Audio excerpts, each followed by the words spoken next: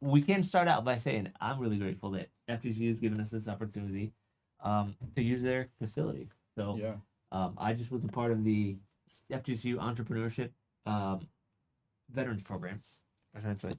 I Yeah. got the opportunity to pitch in front of a panel of local entrepreneurs, won some money, and they have this awesome media space which is going to fill up pretty soon. I would say by the end of August. We're not Yeah. going to ever. There's no way they're going to let us back in when they got all these students around, but um, May- it's a great facility. Maybe they won't take advantage of it. It'll just be for us. Maybe And that maybe could we happen. can curate some different setups Yep. and whatnot. I mean, we could probably. It seems to me like it's a little underutilized. And man, if we can help, you know, Cultivate, the best setup. build it up, Yeah. maybe you get some guests, kind of. What do they call that thing? When you spearhead it. Yeah, we could probably Yeah. spearhead this a little bit. Yeah. Piloting it, or yeah. Yeah. The liaison. Oh yeah. No, I got you. I like it. Likewise, it's good to be here at that GCU. Sure. Nice that they have their little flag here, or whatever you want to call this table thing, so we don't have to mention it that much. Right. Right. Give them the credit on the screen. Yeah. It's perfect that we sat where we sat, because I don't care to see the screen, but you do. Sure. And so Yeah. and Yeah. You gotta tell me, by the way, if I'm looking at it too much. Hey, my eyes over here. Right? Okay. Yeah. This is new. This is new for us. I don't know where the camera is. I want to talk to the camera, but I can't even see it. So. Actually, that's probably the good thing as compared to last time. Yeah. You're definitely like QVC, and Sure. Sure. Sure. I was taken aback rolling up to FGCU. Yeah. Just the memories of going to school here. Yep. A decade ago. Right. Right. Forever ago. So. So, are we still technically dropouts, even though we both have associate's degrees, or I don't consider myself a dropout. not dropout? An associate is not a dropout. Okay. Especially since Okay. I went on to actually get the bachelor's. Yeah, I wonder when the cutoff is. Is it like freshman year? Is it like third year? I don't know. Wait, so you got a degree? Well, associates, does it really count? I It mean, does. who goes to a job interview and says, "Oh yeah, I got an associate's degree"? I mean, I would consider that someone at least gave some sort of commitment towards finishing it. I would find it worse if you put, 60 credit hours, but then just take the extra step to apply that. Sure, sure. I'm actually surprised I got my associates because I failed chemistry like 2 or 3 times, and that was a requirement for the. It was not my fault. I mean, the teacher didn't speak it. She That's spoke. not a requirement anymore. It's not. I thought it was when I was doing it. It wasn't 3 times. I failed probably twice, but I mean, I did the it couldn't be biology, helped. and like that required like a lab. Yeah. And that was challenging. Yeah. I passed the lab, but the actual general test, it was like, for whatever reason, I don't know if I wasn't paying attention or if it was teacher or what, but I don't know. It's a little disorganized. What was the degree you were supposed to be working towards? I was trying to do, and I did switch a couple times. I've actually attended college for 4 years total. I went to University of Memphis first. I was trying to really figure out what the heck I was going to do. And I started out, I basically got mostly electives. I mean, by the time I would have made it to what my original degree was, which is I'm going to be, studying neuroscience, I ended up, by the time I was ready to actually take the upper electives, I just finished my general stuff. So it's not like I really know anything about neuroscience at all, but it sounded cool. That's what I used to tell everybody. Yeah, I'm a neuroscience student. And no, I don't want to do neuroscience at all. I thought initially I was pretty interested in it, but then I realized I'm not interested in doing medicine. Yeah. I don't really want to be a scientist in a lab either, But for whatever reason, I don't know if I was watching TV or I don't know what inspired me to pick neuroscience, but that's what I started out doing. And then by the time I got to FGC, it was pretty much entrepreneurship. General contractors, are you in need of labor and subcontractors for your high-end construction remodels? Here at Subs and Labor LLC, we specialize in site maintenance, site cleanup, trash disposal, construction cleanup, demolition, insulation. If it's general labor, we can do it at a moment's notice. Call us today. Subs and Labor LLC, the better labor broker. Phone number 239-426-7084. Yeah, the Luckford School of Business. I know when I was in, I did actually take an entrepreneurship class, and then they had some other courses that they were developing. Wasn't quite the minor that you can get now. Excuse me.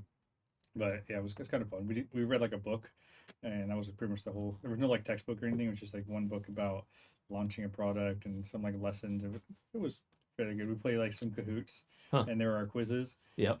Which they were graded. Yeah. So like, not that you needed intentionally cheat or anything, but like you could see the big square that everyone else kind of clicked. So you at least kind of had a 50-50, a good chance of like if you didn't know, like are all around you. Everyone just click the red triangle. Like, Sure. kind of a Well, class, I think class effort. Let's just call it. I think it's interesting. We're in FGCU right now, and we seem to always talk about AI, but that's kind of our generation's thing right now is figuring out how we're gonna interact with AI. How that Yeah. is gonna change education. I mean, it's like, I was reading these the other day. It's like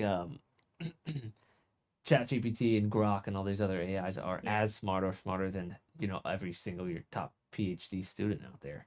So it's information is getting so cheap. It's Mm. like, you know, when I was growing up, it was about you weren't supposed to use calculators on your math tests. Yeah. And it's So like you're if gonna you have have to compute it, and yeah, you you'd have have to know. go through it. But at this time, at this rate, is that really gonna be? Yeah, we use calculators on our math. Whenever we could, I Yeah. was homeschooled. Like every opportunity I could, I was using a calculator. Yeah. And I knew how to. I'm pretty good at math. That's one of the things that I am actually. I Yeah. would say pretty skilled at academically. That's good. But now that we have ChatGPT and we can generate all of this text and all of this information for so cheap, Yeah. I wonder what that's going to do to universities. And I think it's a good thing to talk about since we're sitting here at FGCU. What's using that funny? facility. Yeah. I mean, let's dive into that because I was actually, in considering your trajectory, Mhm. how your career path, same thing for me. I'm sure we're not unique in starting maybe straight from high school or nearer to it, Yeah. and then completely ending, pivoting, like moving different directions. And unfortunately, because I have some time in education, I feel like it's a bit of a failure. I'll say it in a hot take minute, but like a bit of a failure in how we're preparing them for that next step. You mean people who are well, okay? Actually, repeat that. Well, let me back up. So, like, Okay. because I'll give you even more context. I'm Sure. meeting with an owner, like, they have a GC license, they're painting, they do kind of just general, like, housework. And Yeah. they're trying to connect with the city of Fort Myers to do some job fairs and be able to, like, actually hire more labor. Like, anybody who does a labor intensive job, like, they need workers. I'm trying to fill that gap. And it's just finding that more and more of these high schoolers or people that are coming up are just not really prepared for what they need to do. For And sure. funny enough, some of it is just like ethic, like what the work ethic is, and some of it is actual knowledge. Like, yeah, I know how to paint, and it's like you think you could just weasel your way by like doing that, but reality is there's probably some nuances. So the point is like, do you feel like there's a restructure that we need? Like, do we need to have a better cutoff, like 10th grade? Like, okay, you're done doing academia, you need to pivot, kind of sorting hat type style. Like, what have you thought about that at all, or am I just bringing something totally new to your mind right now? This is a nice boat. You could have a boat down here too. Southwest Florida is awaiting. You know that you love the sunny weather. You know you don't want to deal with the winters anymore. Come down. Enjoy the beautiful waters. Enjoy the amazing boat life. Give me a call. My name is Benjamin Medina. I can help you with all the recreation needs and desires that you have down here in sunny Southwest Florida. Give me a call at 239-990-5795 or benjaminmedina.com. If you're asking, are we preparing these kids for their careers coming up? My guess is the people who do. My sister's like totally against AI. She thinks it's a we're Creation by dehumanizing the people. devil. She thinks it's just a terrible thing. She doesn't want to use it. It's robbing. We're like losing humanity essentially by moving forward with AI. But it's kind of like it is really similar to that kind of the nuke in some sense, where it's like if one person has it, it's like who's gonna not use it? I'm not I don't making know any if I sense. can I don't relate know the if I'm following. nuclear bomb to I'm saying using AI. it's a But I could understand what you mean in a simple sense of like you don't want to be in the workforce and not have that tool. right. It'd probably be maybe a greater comparison would be like when the electric drill came out and guys are like, I could probably just do it better myself. I'm like, maybe you can, but like this guy can do it 10 times faster. The rewards So- of adopting it, that's what I'm essentially saying, Yeah. far outweigh, what you can be without it. Yes. So it's like Yeah. it is not gonna go away. Like if there's gonna be anybody out there that's using it, they are gonna be at a severe advantage over the people Yeah. who are not. It's just the way that it can leverage your time, the way that it can leverage your thinking, just being able to organize is, I think we're a lot of more scattered brains, just because there's so much intake, right? Sure. Minds might not have evolved, just like the amount of everything. The point is like you can really talk to it, it can help synthesize, it can help organize, otherwise get your thoughts like put together. Right. But I mean, it's very smart thinking when you have someone like Sam Altman, Yep. the owner and CEO of OpenAI, saying AI is going to completely delete entire job categories, Right. not even just job positions, but like entire like departments and everything. Like they're just going to be wiped away, which we kind of touched on last time, but like it can make sense, especially as AI agents start to compound on itself and just like the menial labor and like so that to your point, where what we're trying to say is like to AI is kind of like the calculators of probably our education, which was this nature of like, oh, don't use a calculator. You know how to long divide. It's like, yeah, maybe, but I could also just reference it right very quickly and process even more if I did have that calculator. Yeah, yeah. I mean, I do wonder if at some point we're not gonna become so reliant on it that we can be exploited in some sense. I mean, because if we're not gonna be able to, like, if you ask somebody who's been using ChatGPT for the last, 5, 10 years of their life to write a 10-page essay, 5-page essay, Yeah. I mean, who's gonna be able to do that? I mean, if they've been skipping out on actual Yeah. creative writing and doing the work there, and I've noticed in some sense I'm using it for some of these creative things too. Even if it's like generate a bunch of responses here and then you can curate them. I mean, that's what I'm Yeah. using AI for. I think a lot, but I just wonder what people are gonna be like in Yeah, I mean, 10, 20 years. that's a really good example of why we still need to be challenging for the writing aspect or the computation aspect of things. Because ultimately, if you took away that tool, you want to be able to do it. So I can almost agree with your sister, and like it could take away that creative thinking because, Sure. in a life where we try to reach for the quickest thing or the most straightforward, Right. just go to AI and let it feel, give you all the words, and you can kind of synthesize. So I guess in that regard, it's just kind of like business owning or kind of being the operator, and is that you're always just taking in information, having to synthesize. Yeah. Maybe you're not so much the creating portion, but you're just helping to otherwise put it in the right places. My take on it, if you're curious, is that I think, and it's very tough.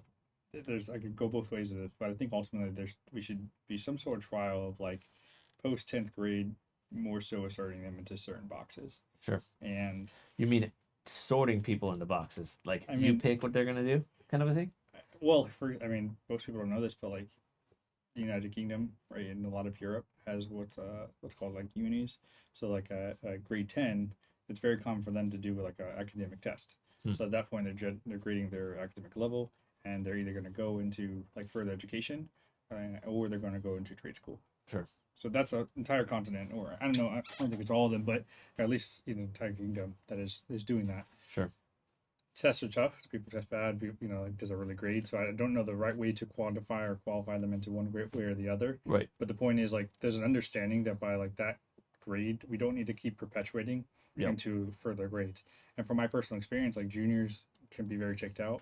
It's a lot of repetition. They want to kind of maybe be more hands-on. They want to start working. And then seniors are completely checked out. Like you're literally at half capacity by the time senior year rolls around, at least for a lot of the common high schools that we have around here. Sure. And so at that point, like, what are we doing? Like, why are they still here? Like, for the people that want to go to college, they're going to be in there so they have the perfect attendance and all this blah, blah, blah. So they go to college, okay, reward them. But the folks that are ready to be done and out, like, get them in the job force, train them up on things that are find beneficial, put them in those trade schools, for example, or, but we're still requiring the standardized method of like, you need to get an additional 2 math credits, an additional 2 English credits, and another history credit, and one other science credit. Like, we're still requiring that on an age that could really pivot and move to a different direction. Sure.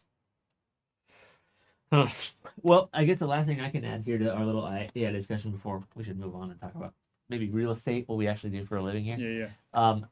I was just listening to Theo Vaughn and Sam Altman, which did a podcast here recently. Theo's been getting some great guests, by the way, Theo Vaughn, which is apparently podcasting is like every white man's dream job. I don't know if is that what we're actually here for? I'm not sure. But trying to what dream. I mean, yeah, maybe a little bit. What Sam Altman said is that this is the CEO of OpenAI is saying that what he thinks maybe in the future happen with this AI, and you're talking about countries that are picking out potentially jobs for their citizens.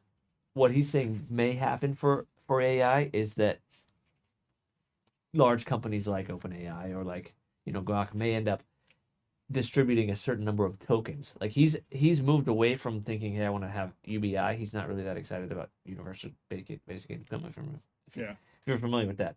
And he's thinking what may happen instead is that this ability to just generate information like this, that may be getting distributed. Like the new social currency. Yeah, where you just get not even social, the new monetary currency. well, it's big numbers still that he's talking with because it's not that expensive per word that you're talking about, but it's also it actually has a cost. Yeah. Is it like an energy, computing cost, a draw Yeah.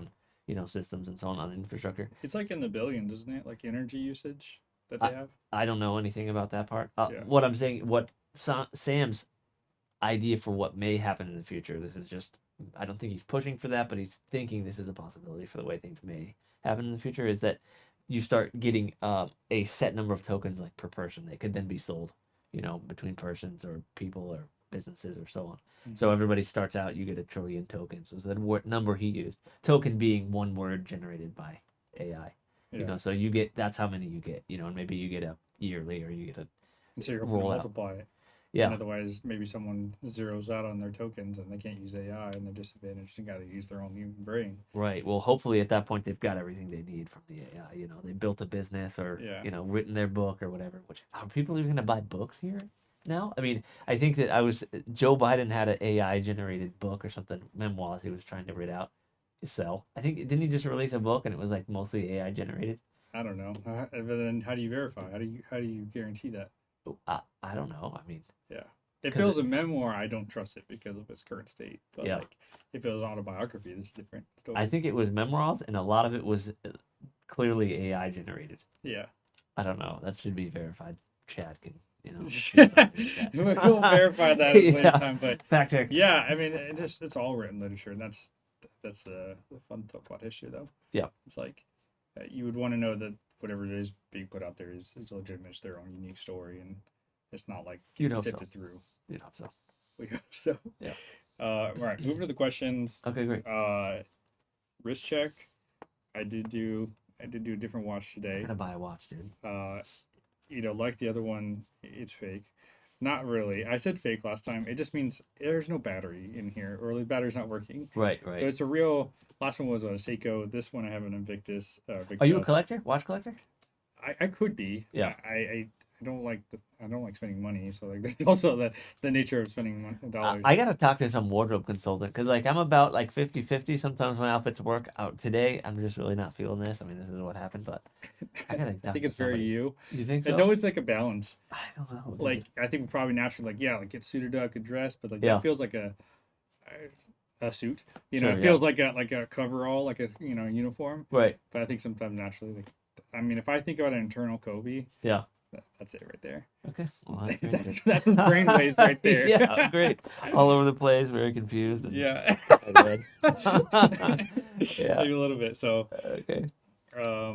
I really tell me more about your grant and the loan that you just did. You're talking about you went through FGCU's, like that was through the veterans program. Yeah. Not just the entrepreneurship program. Though, Sure. right? Yeah. Yeah. So, like, where'd you even find that? Like, what was the process like? How much did you end up earning? If you want to share that. Sure. Yeah, so this is the second time I've been through their program, and they work with Veterans Florida. They meet in Tampa. This happens, I think, once or twice a year at FGCU at least. Okay. And it's a great opportunity for local veterans who are looking to start businesses. They've got a launch program and then a growth program. I was just in the growth program because Okay. I've got some experience doing, real estate, wholesaling, and And you flipping did and so on. the launch the first time, or First launch was first time. Basically, right when I got my real estate license, I went in and just Got said, "Hey, this is my new real estate business." I didn't know really what I was doing, Sure. But it it was a good little launch, good way to kind of get started. I think Yeah. I got 4,000 the first time. You got to put some time in. I mean, it's kind of like a month, 2 month something course. So you've got. When I first took it, it was during COVID, so a lot of this happened virtually. Yeah. But the second time it was in person. I met twice a week for about 2 months. And then at the end, you pitch in front of a panel of just local business owners and investors. yeah, And they've got a fund put together. I was pitching in conjunction with other FGCU students, but Sure. this is just a separate, there were probably 8 to 10 of us that Yeah. went up and pitched that were specifically veterans. And I think it's a really great opportunity for people who are looking to launch businesses or grow their businesses. Are you And guaranteed to get funding? you are not guaranteed to get funding. Okay. So So you really have to sift through your idea and like, yeah, so how does someone who naturally you got funded the launch one or just the growth? both. You Both. know, a So, smaller amount at the launch. This last one I got about $8,000, which results not guaranteed. But yeah. everybody that I know and spoke to since they completed the program won something. Yeah. So Okay. we were all really disappointed because we thought we were going to get to go up and get our awards. They shut down the award ceremony Okay. right after we pitched. They're like, yeah, well, you'll find out in a couple days. So we were all really bummed out about So they that. used to like announce it right then and there. Yeah, I think that they pick it out, but I think they were. I don't know why. I would guess maybe it had something to do with accounting, making sure that, they could verify that people actually had their LLCs. Probably had something to do with it. Yeah. So I won't speak too much more on that, but Yeah. Maybe some due diligence and yeah, probably had to make sure there's this person actually just taking money and going to Vegas or Yeah. whatever. So they do a little bit of background checks on you, make sure you are who you say you are. Yeah. And And so you pitched quick at home buyers I did, yeah. and just here's the business, here's what I'm looking to do. You could probably give like what is this money going to go towards kind Sure. of deal. Yeah, well, I'd had some traction, so it helped that I was able to show, some growth between, the start of the business and then since then here I've locked up this many contracts, Yeah. made this many phone calls, Nice. whatever it is, and you want to show some revenue, ideally too, if you're in the growth program, you want to Okay. have some money coming in the door at Gotcha, that gotcha.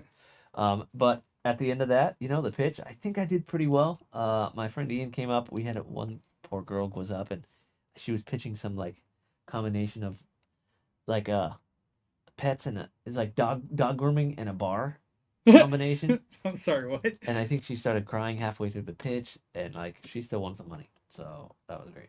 I was Okay. really happy for her. Maybe there's not enough people pitching. There, like I said, I there don't was wanna only downgrade 7 or 8 people there. Okay.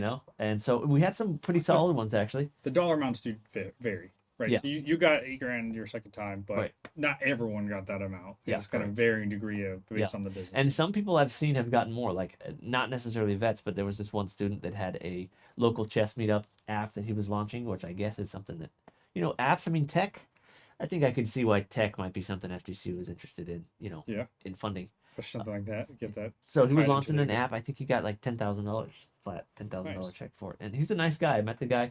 We Yeah. did during part of the course, we had to all get up and do a quick elevator pitch on whatever topic. We had to come up with Yeah. a new one. And we did ours on, launching a rocket just Yeah. to figure, why not aim big, And we put the whole thing together, got up, and we should have gone last because everybody was just pouring out with it. But at any rate, it's a great program. And if you're a vet and you're interested in launching a business, Sorry, go ahead, please continue. you should check it out. You should look into FGCU Veteran Entrepreneurship, they work really closely with the SBDC as well. So team up with them, get some pitch practice in, and practice it a bunch of times. I also just last thing I'll say, and then you had another point. Yeah. Since then, I've actually also launched a little public speaking event where people get together and talk about their businesses or talk about presentations or pitches, whatever it is they're working on. There's a workshop and people get up and just talk about themselves. So that happens the first of every Wednesday. Right now it's at the SBDC. If you're interested, Yeah. we'll put a link in the box. Great opportunity. And so now going through the launch and growth, would you send all of your business ideas through there, or is it kind of a waste of time at that point? You mean if I had a new business, would I come back and pitch with FGCU again? And if I could start a business with $8,000, If they let me back, heck yeah, I would. do you think they would? Yeah, I think they would. But I mean, if you're actually launching a business and you've got some traction and you've actually thought the thing out, I would say by that point you're either already on the ground running and or Yeah. raising money from other places too. Like the Yeah. FGCU wasn't the only place I got funding from. Oh, really? Yeah, so getting funding from other location, other Yeah. private investors, people, JV partners, whatever it is. Okay. You just gotta figure out what's it gonna take to make this thing work, and then you can Yeah. do it, make it happen. Yeah. So for me, I asked for 14, and I didn't need 100. I mean, I didn't need 14 to get started. We just got a contract locked up, and I mean, I could have probably done that for $500-600, But there's a lot of trial and testing and hiring and firing when it comes to Yeah. cold callers and Data and the data. labor, Finding good data is really hard to sending do. out mailers and marketing aspect. Right. There's a Putting lot. in EMD, like everything like that. Yep. Finding what makes a good ad. That's one of my questions for you later. How do you get people to click and actually, send you their info? Yeah. on a large transaction like a house. I mean, are you really going to find your home seller from Facebook? I mean, Yeah. you know, Let's talk about it now. I mean, is that the question? Like, I would say it very much depends on what's being bought and sold. sure. And that's what always is always challenging about our business. Because something like that, naturally they say the video ads convert the best. Yeah. But it wouldn't be you personally. So I think that's why you tend to see a little bit more of those like kind of generic person, like we'll buy your house kind of thing, Right. kind of videos. Yeah, sure. I don't know. I think sometimes you have to think out. You have to be outside of your own mind. Yeah. Because we would be like, I wouldn't buy that. I wouldn't click that. Sure. But we're not our target audience. Yep. Because like if someone like me is clicking, like I'm not gonna get a good deal. Yeah. Right. So, You mean you're not going to get your house sold for the most? Because as a realtor, typically you're going to make more money selling on the MLS. Is that why you're saying you would? as a realtor, as a business owner, I don't know whatever algorithm that I'm locked into. Right. You got to think. I think sometimes we judge ads based on our own desires and desires. Right. But sometimes we're not our ideal avatar. I think maybe in some niches you can be like. I would wonder like Alex Ramosi, very prominent of someone who sponsors or does ads. Sure. Like naturally, like he is trying to get to other business owners, so like maybe he would critique it his own lens. But we're talking about finding a home seller. Like they're likely not going to necessarily be that avatar or someone like the video that maybe you would want to click on. They're just going to be everyday consumer, Right. maybe not so much business owner. Yeah. Pretty good point. So they might fall for that kind of video. Yeah. So to answer your question, I think video predominantly shows that sells the best. I remember I was just as a realtor, like I can go on like OfferPad and some of these like iBuyer type websites, and I can Right. put in the property to get a cash offer. Sure. And I was doing that a couple times just for some of the listings I was sitting for a little bit, for various reasons or another. And just going through that, I think twice within a month period, like every ad that I saw was just another, cash offer, like, TLC home buyer, like just every single ad was a home buyer, like stock photo ad. So I think that's another part that probably maybe is revealing to you is like, once you kind of get slotted into that of like, oh, I need to sell your home, there's a handful of people waving their cash to the ad people, Right. and they want to get it in front of their eyes. And so how do you differentiate yourself amongst the cloud? Because if it's a one-off amongst all the other sponsorships, then that's probably fine. But once they get in there, I just feel like the amount that those people are willing to pay just like gouged out everybody else that was willing to pay for. Sure. And so they end up getting in front of my eyes, but they don't know. And I don't think there's any way, at least on Facebook, to say, don't put me next to a bunch of other home buyers. Like, Right. then I'm Right. not competitive. Yep. That's a good point, too.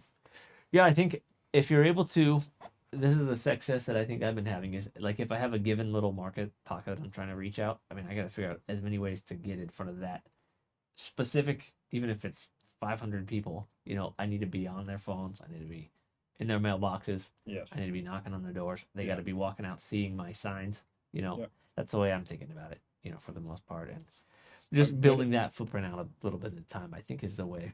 Yeah. You got to build it as a whole. Every wholesaler or business and especially real sales, right? Like just connect with them on LinkedIn, connect with them on Facebook, send them a text message, a phone call, a letter, get to see your sign. Like that's where the brand awareness really comes into play. It kind of helps like put rocket fuel to whatever direct actions that you're taking. Right. A good little cool tidbit I learned. I haven't applied it, but apparently, rather back up. So Facebook has limitations on how you can advertise with homes, right? Yeah, Because of definitely. Fair housing. Yep. Yeah, like it used to be probably 10 years ago, you could just be like, I want this specific income and type of house. Right. Like you could probably pick them, right? But now it's a little more broad and you have to be like on a 15-mile radius, which in our case, it's like you could be showing, like you might want to be in Cape Coral only, Sure. but then you're getting Lehigh, to which the only benefit, actually Cape Coral's not too bad because what you could do is you can go put your pin in the ocean so that And just then the outer get a layer. little piece. Dude, just the that's a outer cool layer. little hack, actually. But- You shouldn't tell people about Yeah, that. right. But like Lehigh, you can't quite do that because Yeah. if you put in the center of the state, that's probably a worse conundrum per se. But sometimes you can kind of go away with that. But YouTube, I've heard, I haven't done this myself, doesn't have so much of limitations, and you could perhaps niche down a little bit more of like this zip code. Sure. I'd like to show this video, and so that could be somewhat of a better way to advertise that. Well, I wonder. I mean, like this video, for instance, isn't really about housing. I mean, so that might be kind of a hack too. You know, I mean, if we're in talking about other things that aren't housing, you know, Yeah. like I keep bringing it up, like we should be pitching bananas, and you don't listen to me. Yeah. But if we were about something else, Yeah. you know, we probably could actually get around some of that stuff. You know, There's a parcel of land in Norfolk Myers that's if you look at the legal description, it says like United Fruit Company okay, yeah, because they probably purchased it or whoever owned, like somehow they were connected and they were there when they first got split up. right. And they still have their legacy on Oh, that. well, let's get them in here.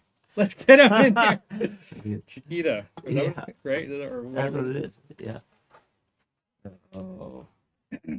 All right. What are you reading right now, man? What am I reading? Yeah. Well, that's a great question, man. I'm not really reading much, dude. I do say I do listen to a lot of podcasts. Yeah. So you know, you mentioned Alex from I like it too. One that I will shout out is the Founders podcast too. Founders. If you've heard of that, this guy actually is a pretty successful business owner himself, but he does you know, reads biographies and meets with, you know, living entrepreneurs as well, and just does deep dives on who they are. You know, he's kind of a biographer, I guess, in some sense. Yeah.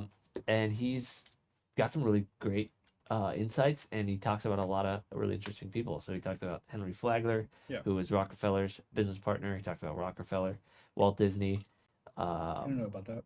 Yeah, he's got some really great stuff. George Lucas, I really liked. I mean, and you start to see some similarities too between the way those people operate, the way those people think. I mean, they are just, you know, obsessed, I guess is the only way to put it. I mean, the people who are actually up there, the ones that we all know who we're talking about, are obsessed, you know, with what they're doing.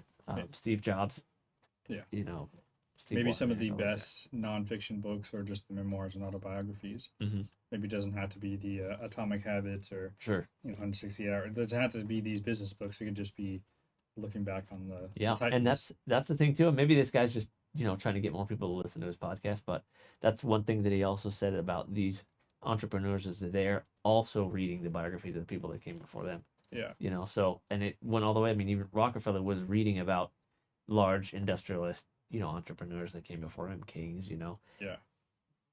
That kind of stuff. So that I've really been enjoying. I don't know if I'm reading. So you feel like you're mostly a listener.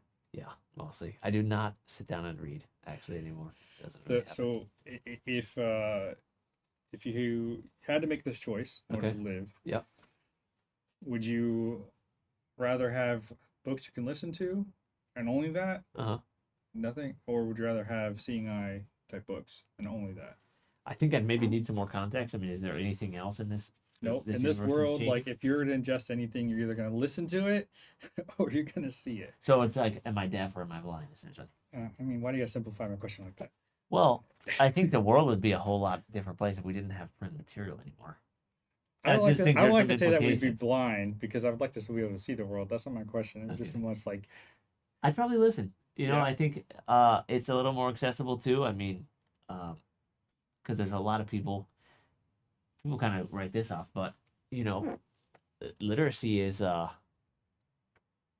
it's not universal, I would say. Yeah. And you know, being able to listen to it while you're doing something else is a great time saver. Like why should I have to devote 100% of my attention to, you know, a book, you know, when I could be driving or I could be doing some other thing and then getting still, you know, maybe not quite as much comprehension wise. I wonder what the difference is reading versus listening comprehension, but it's got to be close. I mean, if reading is 85, listening is probably what, 65, 75? I would say it depends on how you're interacting with either material. At the end of the day, That's true. Like if you are just listening and never maybe pause and reflect, or you take notes or maybe leave yourself even like a bookmark. Sure. And vice versa. If you just like ingest, like my wife, for example, you know, she doesn't like talking about the books she reads. Right. Sometimes I'll ask her about it. Yeah. Oh, like what? That was cool. Like what happened? Like, sure. I don't know. Like you were just there. Your eyes just went over the page. It's like, right. Like, that's happened to me too. That's a little bit of fiction books, but like, it's like I don't know what just happened here. It happens listening too, but I mean, I mean, I've already talked about 3 or 4 things that I've listened to recently via podcast or via you know, the founders discussion, which isn't a book, you know, but I don't really listen to audiobooks even that much. Yeah. Mostly it's just this kind of stuff. Who knows? Maybe I only get dragged in that. You know why I like audiobooks though? I'm a mood reader, kind of is what I hear you saying a little bit, or mood listener. Sure. Likewise, and we're driving around 30 minutes minimum every day, right? For Right.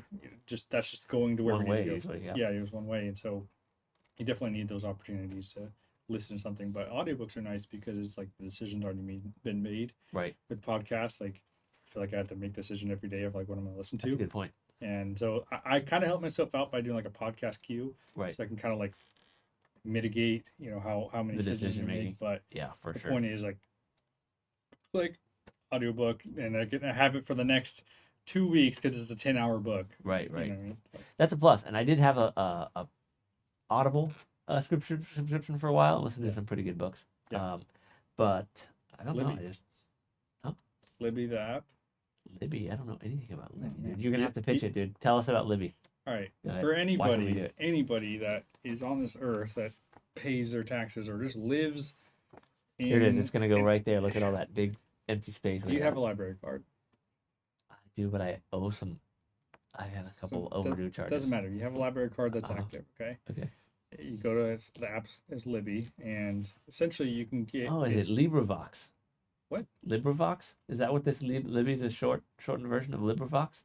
I don't know. Is Okay. that It is that sounds a like it could different be. name for book? Well, so LibriVox are like it's like open source audiobooks essentially, and they have a lot of them on YouTube. I'm thinking Libby is probably a shortened version of that. Maybe, I don't know, but the point, it's just the app. It used to be Overdrive, Okay. and the point is you can get Rent library books. books. You can rent it with your library card through Huh. this. So Interesting. it's free audiobooks. You can do it for ebooks. Right. If it's not on Libby, then it's going to be on Hoopla, and there's a bunch of like just type in your municipality and put electronic or digital resources. Right. It'll give you a whole page of like free resources that you don't have to go into the library for. Sure. And this extends even outside of business. Like you want to watch a movie or you want to like show your kids a cool book or what. Like there's so many opportunities on the web now through Wow. your own library. And these are audio and ebooks, you're saying? Yes, exactly. And what the hack then too is if you can get a couple different library cards. For example, I'll have like Lee County, right? And then I'll have like National Association of Realtors has one. I still for a while had from where I used to live their library card for a little bit. So in some places that you can even buy like a guest one. Right. So you can like kind of. It probably makes sense to probably do Audible at that point once you start buying. Sure. But if you wanted to do it more the library route. And so yes, anybody who's ever listens to anything, like you should just be renting it for free. You don't pay for Audible. Nice, man. That's awesome. You're welcome. That's what I'm saying. Information is getting so cheap, and I really do love that. The reason I bring that up regarding the books is I'm diving into this book called Rework, and very much if you've ever heard the guy Jason Fried, he owns a company called 37 Signals, and they've built a couple like SaaS products and whatnot. So you can kind of be it's kind of almost like a cult status. Probably not. They probably don't like that. But the point is like they've been writing on the web before it was cool and really building out like a lot of contrarian thoughts and views on how to do SaaS companies. And I do have to take a bit of it with a grain of salt because it's so darn contrarian, and then also like it's a lot of it relevant to like product businesses and digital products at that. But they've just been like guiding me of like the nature of even to the point of like probably the biggest quote that I took away was like they don't even like entrepreneurship. And the simplest of term, like maybe we should stop calling everyone entrepreneurs. Maybe we could just be starters, like business starters. And just the nature of even meetings, emails, anything you think of like business wise, they probably have a contrarian view to the opposite. And so I read that, and that's kind of got me thinking about just various ideas of how to maybe structure my my business. And they, as I mentioned, 37 Signals makes an app called Basecamp, which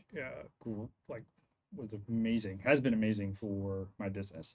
And as far as organizing, it's kind of like a project management tool. Right. As far as like organizing like what we need to get done, communicating on those things. Sure. I have at this point 3 team members, which 2 of them just came in the last week. The additional one's like a marketing, one's kind of my personal assistant, and another person, he's like kind of the lead for our property management business. Nice. Are these overseas people or are these local? They're all virtual. Connected with them actually all on Upwork. Great. So I mean, shout out there if you want to. Like Great, dude. great. I got 2 on Upwork too. I got an accountant who's we'll see. This is her first week. We'll see how it goes. But she's tracking all my invoicing and expenses. She's like $10 an hour, which is way less than you pay a CPA locally. So, Yeah. if we got any U.S. CPAs want to work for $10 an hour, I'm hiring. But so this week was the first week. yeah, this is the first week she started, and she hasn't even had to do an invoice yet. So like, Okay. and I'm noticing as I'm getting all this stuff together, I'm like, man, I'm systematizing this better so that she can do it. Yeah. We'll find out by the end of the next invoice whether or not I'm spending more or less time because I've hired her. Yeah. So we'll find out. Dude, that's that's the so- real concern. The ultimate, what I found, and I've hired a plethora of people on Upwork. I've been Yep. doing it. I mean, it's going on since 2017. Yeah. I've started doing Upwork, and Sure. probably every year I'm hiring someone new for different businesses that I've had. Yep. And just learning the quirks of different regions, quirks of different people, Yeah. remote work, and at that. Sure. And ultimately, when they're having to come to you for questions and answers, is when it doesn't save you any time. Yeah. Like you have to teach them to fish, and Right. like you can't just be hitting the fish all the time. Yeah. And that's, I think sometimes though, it's also cultivating like them being able to problem solve. Right. Because sometimes like Yeah. that's the most frustrating thing. Like it seems so common, but like it also because you're just a business owner, and some people are just worried about making the wrong decision. Number one, Sure. and making a decision that would have inadvertently affect the business. So you have to manage those two things. Well, yeah, she turns out to We're going to be talking about that next more. month. Yeah, Yeah, just- follow up on that. Yeah, Let's do just that. just in general managing remote teams, because you're seeing that a lot more. Like even with the prevalence of AI, you still need like physical labor, and sometimes the quick fix could just be plugging in some labor that's, to your point, like you can't, even if you're hiring at $20 an hour, like the amount of time to have someone here locally, and dependability of that, like and to be honest, the business aspect of things, you can't hire someone at that point, Right, at right. that price. Well, I will say this about this is a little away from the real estate thing, but for the subs and labor business that I've got going on, it is almost entirely virtual. And I've noticed that, which is pretty cool. I mean, I'm a subcontractor and a labor business, and I'm very rarely I have to be on site. I mean, I go there to quality control. Yeah. Sometimes I'm showing them, hey, this is something specific about this job that you need Yeah. to know. But for the most part, I call them. We do video calls, we do invoices, we do take pictures of your work, Yeah. upload it to the project. So I mean, it is pretty interesting seeing how much this, if you know how to leverage some of these virtual tools, how quickly it just becomes, you just Yeah. become one of those desk people. Clicking away. Do you not want to be a desk person? I don't know if I want to be a desk person. I guess we'll see. Right now, it's working out pretty good because it's paying bills and letting me, build the real estate business. But Ultimately, sometimes you want to get your hands dirty and break through a wall.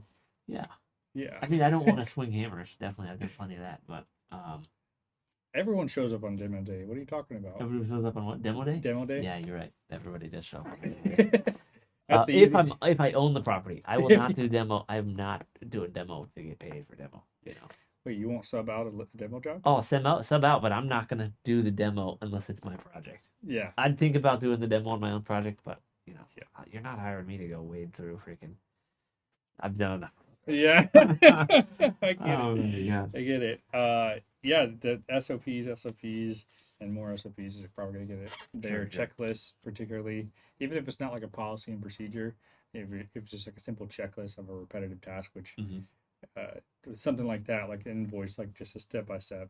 Obviously, ChatGPT will be your friend there. Right. Like, what is step by step to do this? And then, speaking of AI, like, dude, like, so Loom. Have you ever heard the video? Yeah. So like Loom's great because then it helps like record different things like in real time. Again, one of the tools I use to send a quick video rather than doing a meeting or doing a phone call, or maybe it's a little more elaborate than a message. Right. And if you're on your paid version, they now have it. Well, they'll take that video and create a whole plethora of like internal things for you. Huh. For example, I can, like, now what I'm doing is I'll record the video and it'll create an SOP for me. And it'll literally put timestamps for it. So timestamp, here's what you're doing. The next step, timestamp, here's what you're doing. Then I'll put a link to the bottom of the video. So then I can take that transcript, because that's also what I'll do, put it in chat and say, give me a checklist based on this thing. So like these are things I would have to like manually do screenshots and do, like, I'm just saved freaking 2-3 hours Shoot. for a couple clicks of a So button. you use Loom, and you're saying Loom generates an SOP for you based Exactly. on the recorded. Yep, it takes the Oh my recording, gosh. does a transcript, says, kind of essentially the steps, refine it yourself, right? Just check Sure. it. But the biggest thing is that it will timestamp, know each step that you're doing, label it, give you kind of a little blurb. And so you can just walk through the steps all through here. Wow. And then you can say you follow the checklist, and then again create the checklist. Very, very easy. Dude, that's amazing.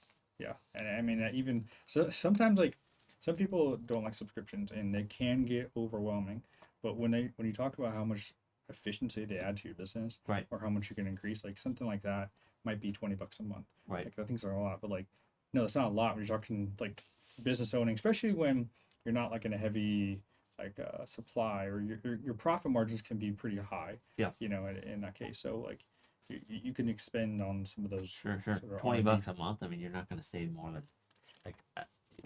When was the last time you worked for $20 an hour? You know, I mean, you're going to use it. It's going to save you more than an hour. My job. Don't ask me that question. My job career is a little bit wild. Yeah. Yeah. Well, all I'm saying is you know, to me that $20 probably sounds worth it, even if I cancel after a month and I make all my SOP videos. You know, like You could if you for don't that find buying. tax. I mean, I made sure that for the tax person I'm talking to, the CPA. Yeah. It's like the person you hired. Yeah. And just like give her a tax person the invoicing. No, she's just doing invoicing. You're right. Bookkeeper. That's really what her job Yeah. is. So use it for a little bit to get you up to date for what you're doing right now. Right. Exactly. Just save you time because it's just writing invoices and tracking down, you know, hours and expenses. There's and no so on. reason you should ever be doing that. I know, 100%, dude. And I mean, except that I wanted to make sure it was getting done right the first couple times, Sure. you know, because there was a lot of details. So now that it's good to go, like, yeah, there's no reason for me to be in there Yeah. messing with that stuff. I mean, you know. write a process, do it, check the first like 5 times. After that, just give the final approval. Yep. And then after so long, as with her being consistent, you almost don't even need that final approval. Yep. Because she'll know exactly what it needs to look like. Exactly. Yeah. So, You could probably even plug that in, like plug it in chat, and it can audit you based on what you want, anyways. Right. It can verify for you. Yep. That's awesome. Man. definitely can. Is that business growing? Like, is That business is doing pretty well. I mean, I would say I've gone from going, you know, 10 to 20 hours a week to like, I mean, there's not really any weeks I'm not billing, you know, 40 to 60 hours a week work. how many? What's the percentage of jobs you're billing to actually receiving? Billing to receiving? What do you mean by that? Well, like, because general contractors have to get 3 bids and Oh, bids. Gotcha. bids. I see Yeah, what so you're like you're bidding out. Are you winning all of them? saying. Billing was what I was saying. I'm billing 50 to 60 hours of work. a week. Oh, gotcha. Bidding is I've definitely did a couple estimates. I mean, I'm kind of the de facto, you know, estimator. I help out with Volks Construction. I kind of just I've gotten a few estimates for those little small projects. They primarily deal with you know, high end custom remodels and new builds. Basically, is what they do, custom home building. So you know, I don't really have to be involved in that estimating process. I'm not a licensed GC. I can't estimate that stuff anyway. But you know, I go in for the small, you know, labor type jobs. If it's like 1 or 2 line items, you know, that's not something that they would otherwise be interested in doing. But you know, if I'm able to do it and they don't have to spend a whole lot of time on it, you know, Okay. then I manage the thing and I'm hired it, and they, you know, Yeah. they manage quality control and so on. And so we've got a few jobs that way. So at that point, like you have a job, and they can come to you with almost a pretty set like price per hour that they're gonna. They get the same price per hour, you Yeah. know. So we bill 35 an hour per person. Yeah. Essentially is how And we so do at it. that point, because of the types of like, you know, more doing like more labor stuff, not the skilled labor. Yeah, Right. right, So it's right. pretty straightforward. Yeah, the skilled guys make some of these guys are making $50 an hour. These guys, Yeah. you know, and they're really hard to wrangle, you know, because they make their money and then you don't see them for, you know, a week or a month Yeah, or yeah. whatever it is sometimes.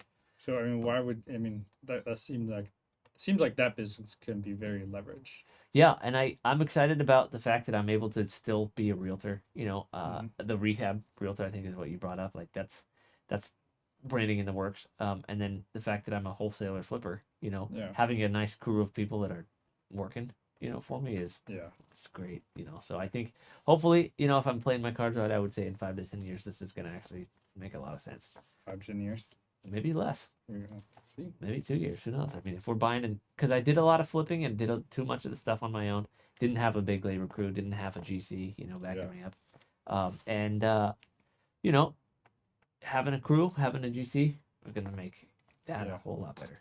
So I would actually. I'd be very curious how that would go. I would like to do one eventually, but sure. at the scale that I'm doing flips at or rehabs at, let's just call it. But you're doing property management right now, right? I am. Yeah. So I mean, I got one right now, dude.